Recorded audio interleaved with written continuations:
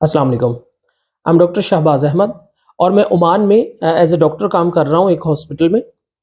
मैं daily basis पे बहुत सारे ऐसे पेशेंट्स हमारे पास आते हैं जो मज़दूर होते हैं, जिनमें से बल्कि ज़्यादातर ऐसे ही लोग होते हैं जो मज़दूर होते हैं। कोई बांग्लादेश से होता है, कोई इंडिया से होता है, कोई पाकिस्तान से होता है और मोस्टली लोग हमारे इन्हीं 3 मुल्कों से यहाँ पे मौजूद होते हैं।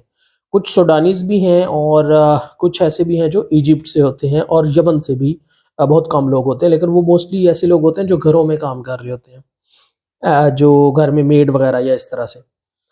तो बहुत सारे ऐसे लोग से वास्ता पड़ता है जो यहाँ आके यही शिकायत करते हैं कि काम नहीं मिल रहा, काम नहीं है या मज़दूरी नहीं मिल रही।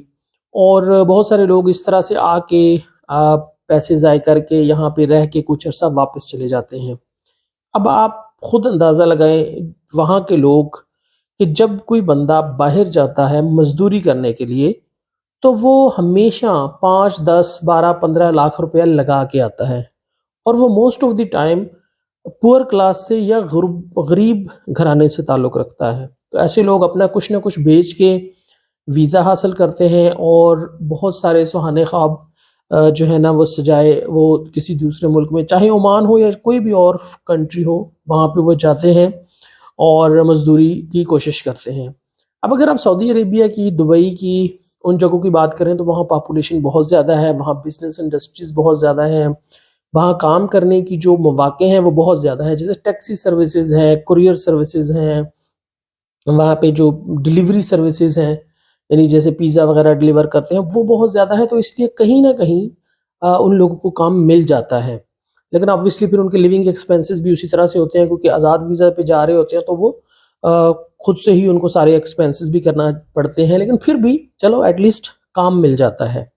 तो जो ओमान की अगर सूरत हाल की बात की जाए तो यहाँ टैक्सी सर्विसेज़ जो हैं, वो बिल्कुल भी जो नॉन ओमानी बंदा है या बाहर से जो आया हुआ है, जिसको खारजी भी बोलते हैं, वो टैक्सी नहीं चला सकता। ठीक है? यहाँ पे ये रूल है। तो हर कंट्री का अपना रूल होता है, उसमें अच्छाई-बुराई की बात नहीं है। जो जिस कंट्री को अपनी सेफ्टी के लिए, अपने लोगों की सेफ्टी के लिए जो रूल बनाना होता है, वो उनके लिए बेस्ट होता है। तो यहाँ पे रूल है कि ओमान का ही बंदा जो है, वो टैक्सी सर्विस हासिल कर सकता है, टैक्सी चला सकता है। उसके अलावा कोई बंदा टैक्सी नहीं चला सकता। इवन अगर किसी ने गाड़ी गाड़ी आप अपनी ले सकते हैं, प्राइवेट कार आप अपनी ले सकते हैं, उसमें कोई रिस्ट्रिक्शन नहीं है।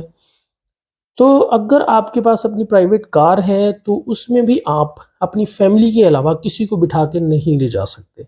और यहाँ लॉ बहुत स्ट्रिक्ट है, यहाँ पे पुलिस जो है वो इंडिया, पाकिस्तान, बांग्लादेश वाली नहीं है कि आपसे ₹50 ₹60 लेंगे और आपको जाने देंगे या आपको माफ़ कर देंगे। बाज़ अवत ऐसा होता है कि कोई कानून तोड़ते हैं, सिग्नल तोड़ते हैं, तो पुलिस वाला बेचारा इस वजह से भी आपका चालान नहीं करता कि आगे रिक्शे वाला होता है या उबर वाला होता है, तो वो ऑलरेडी कितना कमा रहा होता है जो उससे इतना वो जो है ना वो टैक्स ले या सॉरी जुर्माना ले, तो ऑब्वियसली वो भी छोड़ देते हैं। तो इस तरह से क्या होता है कि कानून टूटता है और वो कंटिन्यूअस एक हैबिट बन जाती है और ड्राइवर्स या हमारे यहाँ जैसे सिग्नल तोड़ना या वो सारी चीज़ें बहुत कॉमन है। क्यों? क्योंकि वो एक हैबिट बन जाती है, लेकिन यहाँ पे ऐसा नहीं है। यहाँ पे अगर एक कानून है तो वो है। जैसे कुछ लोग यहाँ पे अगर कोई भी बंदा अ, टैक्सी यानी उसके ने गाड़ी ली हुई है और वो छुप के एक्सपैट्स को या खारजी जो लोग होते हैं, कोई कम्युनिटी में होते हैं, तो वो छुप के अगर उनको एक जगह से दूसरी जगह ले जाता है और उनसे किराया लेता है, तो वो पकड़ा जाता है। अक्सर वो पकड़ा जाता है और जब वो पकड़ा जाएगा, तो उसका एट द स्पॉट जो है वो उसको मिनिमम 200 रियाल या 200 ओमानी रियाल वो जुर्माना उसका होता है, जो तकरीबन 200 ओमानी रियाल जो है वो ऑलमोस्ट जो है वो पौने 2 लाख रुपए के करीब बनता है पाकिस्तानी में अगर कन्वर्ट करें। तो एक तो ये चीज़ है कि आप यहाँ आके टैक्सी नहीं चला सकते। दूसरा, यहाँ कोरियर सर्विसेज़ कोई बहुत ज़्यादा एक्टिव नहीं है। अगर है भी तो सिर्फ़ 1-2 बिग सिटीज़ में है। उसके अलावा ऐसा नहीं है कि कोरियर सर्विस में आपको जॉब मिल जाए। डिलीवरी सर्विसेज़ जो हैं वो भी रेस्टोरेंट ओन्ड होती हैं, यानी कि फूड पांडा हो गया या जैसे ज़ोमैटो इंडिया में है, इस तरह की सर्विसेज़ भी नहीं हैं यहाँ पे। तो ऐसा भी नहीं है कि आप आके यहाँ पे काम करना शुरू कर दो। उबर है आई थिंक, लेकिन उसमें भी रिस्ट्रिक्शंस हैं, वो भी ओमानीज़ ही उसको वो करते हैं, ऑन करते हैं, उसमें आप अपनी गाड़ी नहीं डाल सकते या उस तरह से कुछ नहीं आप कर सकते। अब ये एक बहुत बड़ा ऐसे ही कह लें कि ऐसी मार्केट प्लेस थी जिसमें एक बंदा आज़ाद वीज़े पे अगर आए तो वो उसमें काम ढूँढ सकता है, लेकिन ये मार्केट भी यहाँ पे मौजूद नहीं है। अब होता क्या है कि सिंपल सी बात है, जब किसी मुल्क को लोगों की ज़रूरत होती है, तो वो उनको पे करते हैं अपने मुल्क में आने के लिए। ऐसा नहीं है कि अगर किसी मुल्क को आपकी ज़रूरत है और वो आपको कहे कि आप पे करो, पैसे भी आप दो और फिर आप यहाँ पे आओ। एक सिंपल सा रूल है, जिसको जिसकी ज़रूरत होती है, वो ज़रूरतमंद को पे करना पड़ता है। तो कैसे आप सोच सकते हैं कि आप एक वीज़े के लिए 12 से 14, 15 लाख रुपए आप वीज़ा के लिए आप किसी को पे करो और फिर आप वहाँ पे जाओ। तो होता क्या है कि यहाँ पे जब आप कोई बिज़नेस शुरू करते हैं, जैसे कोई कंपनी आप बिल्ड करते हैं, कोई कंपनी बनाते हैं, कोई रेस्टोरेंट बनाते हैं, कोई टी या कॉफ़ी शॉप बनाते हैं, तो उस कंपनी को कुछ वीज़ाज़ अलाउड किए जाते हैं। जैसे फ़र्ज़ करो मैं एक रेस्टोरेंट बनाना चाहता हूँ, ठीक है? मैं उसका सारा इंफ्रास्ट्रक्चर बनाता हूँ, पैसे लगाता हूँ, सारी चीज़ें बनाता हूँ और उसके बाद मिनिस्ट्री उसका विज़िट करती है, गवर्नमेंट उसको विज़िट करती है, वो देखती है कि यस ये जो रेस्टोरेंट है, ये इस काबिल है कि इसको ओपन किया जाए, इसका किचन इस लेवल का है, सारी एक रिक्वायरमेंट होती है, वो सारी अगर आप पूरी करते हैं, तो आपको रेस्टोरेंट ओपन करने के लिए अलाउ करती है। तो अब वो आपको सिर्फ वो बिल्डिंग या रेस्टोरेंट ओपन करने के लिए अलाउ नहीं करती, वो आपको कुछ वीज़ाज़ भी अलॉट करती है। जैसे आपको कहते हैं कि जी आप 6 वीज़ा अपनी कंपनी के नाम पे इश्यू कर सकते हैं, आप 8 कर सकते हैं, या जितनी भी वो अलाउ करते हैं। अब क्या करता है कि वो जो रेस्टोरेंट ओनर है, रेस्टोरेंट तो चलो एक बड़ी बिग इन्वेस्टमेंट है, जो वो एक शॉप का ओनर है या वो जिसने कंपनी वो बनाई है, तो वो वाले जो वीज़े उसे अलॉट किए जाते हैं, वो उनको बेचता है।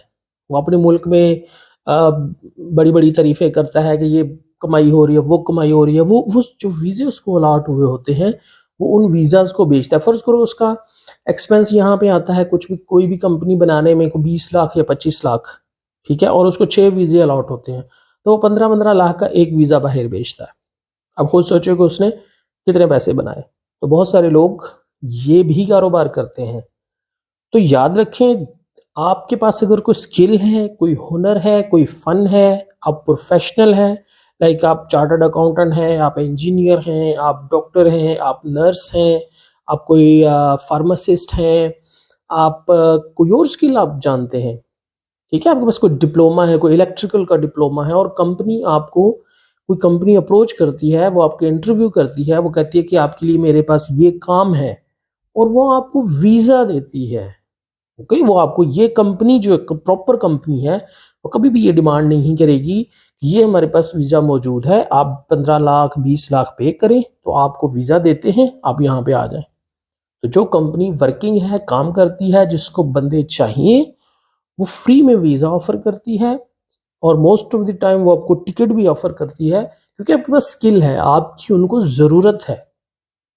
तो उस ज़रूरत को पूरा करने के लिए वो वीज़ा इश्यू करेगी, आप यहाँ पे आएँगे और अपना काम करना शुरू करेंगे, आपको सैलरी होगी और वो सारा एक प्रॉपर ऑफ़र लेटर आपके पास आता है, जिसमें उन्होंने मेंशन किया होता है जो कॉन्ट्रैक्ट होता है आपका जॉब के लिए, कि वो आपको पर मंथ इतनी सैलरी देंगे, आपको अकोमोडेशन देंगे, फूड देंगे या नहीं देंगे, जो भी इनमें से, वो आपको ऑफ़र लेटर भेजेंगे पहले, आप उसको एक्सेप्ट करोगे तो फिर आपका कॉन्ट्रैक्ट हो जाएगा, आपका एक मुआहिदा हो जाएगा और जब आपका मुआहिदा जिस कंपनी के साथ होता है, आप उस कॉन्ट्रैक्ट पीरियड के दौरान यानी 1 या 2 साल जितना भी आपका मुआहिदा हुआ है, उसमें सिर्फ़ उन्हीं के साथ आप काम कर सकते हैं। उसके अलावा आप कहीं और काम नहीं कर सकते।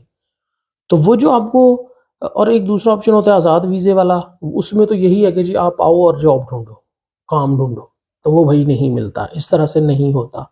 ये लोग बेचारे फिर बाज़-औक़ात कहीं भी किसी भी जगह पे काम करते हुए पकड़े जाते हैं, पुलिस उनको अरेस्ट करती है।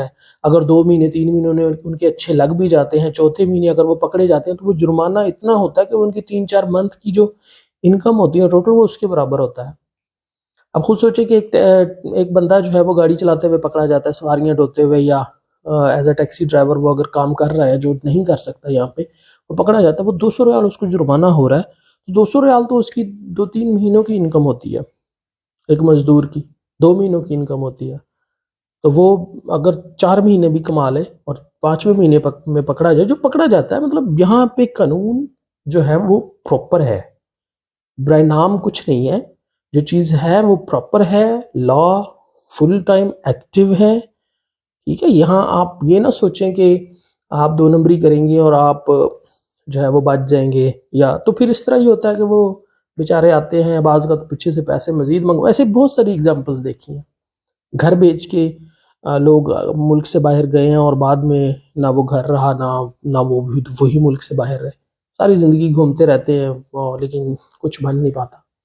तो स्किल, प्रोफ़ेशनलिज़्म, स्किल ये ज़रूरी है। उसके बगैर आपके लिए सबसे बेस्ट यही है, अगर मज़दूरी करनी है तो अपने मुल्क में करें।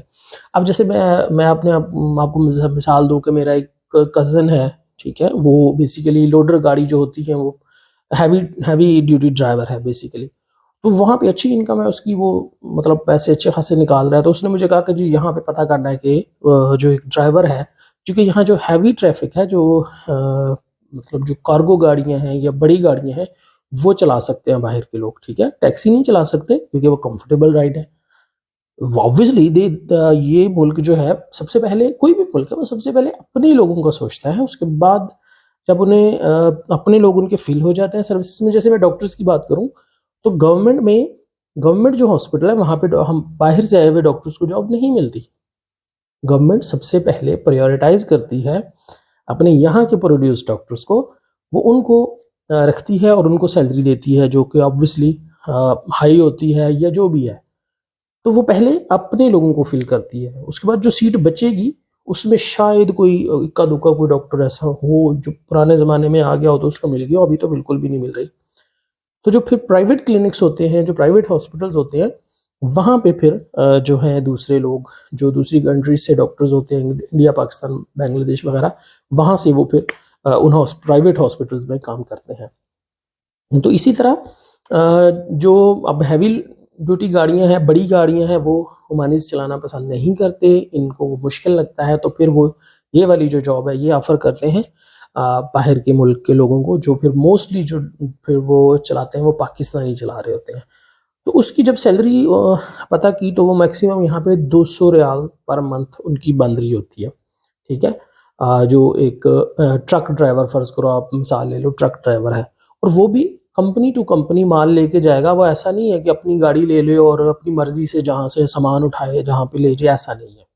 जिस कंपनी के साथ अटैच है, जिस कंपनी के साथ आया है, उसी के साथ काम कर सकता है, वही उससे जितना मर्ज़ी टाइम उससे काम ले।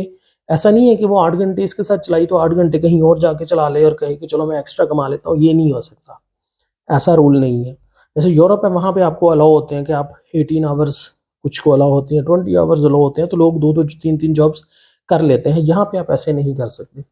यहाँ पे आप जिस कंपनी के साथ आए हैं, आप उन्हीं का काम कर सकते हैं। वो चाहे आपसे 16 घंटे काम ले ले, चाहे आपसे 14 घंटे ले ले, 12 घंटे का दिन लगा ले, आपकी पे वो फिर आपको सैलरी देंगे, जो कि 200 रियाल है, और 200 रियाल में रिहाइश भी आपकी अपनी है, खाना-पीना भी आपका अपना है। बाज़ वक़्त रैश मिल भी जाती है, लेकिन फिर भी आप उसमें से 50 रियाल निकाल लो खर्चे का, पीछे 150 रियाल बचता है, जो तकरीबन आपका जो है वो 1,10,000-12,000 रुपया बनता है।